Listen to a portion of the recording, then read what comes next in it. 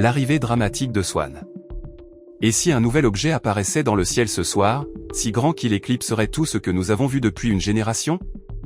C'est exactement ce qui s'est passé. 12 septembre 2025. Données de la anisotropie du vent Solero instrument Swan, une caméra grand champ à bord du vaisseau spatial SOHO, a révélé un objet brillant et indubitable traversant le système solaire. Les premières mesures étaient stupéfiantes. Sa queue s'étendait sur près de 2,5 degrés dans le ciel, soit environ 5 fois la largeur d'une pleine lune. Pour une comète récemment découverte, une telle ampleur est presque inédite. À titre de comparaison, la célèbre comète Hale-Bopp, la queue de était à peu près aussi large à une distance similaire.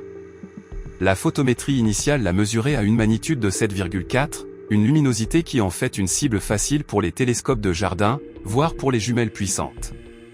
La nouvelle se répandit comme une traînée de poudre, et les astronomes amateurs se bousculèrent pour confirmer ce que le satellite avait observé. 2 jours plus tard, un observateur australien capturait une image spectaculaire montrant une traînée lumineuse si intense qu'elle entrait à peine dans le cadre de l'appareil photo. La réaction immédiate ne fut pas seulement l'excitation, mais l'incrédulité, car l'objet surpassait déjà les prédictions des professionnels d'un facteur 4.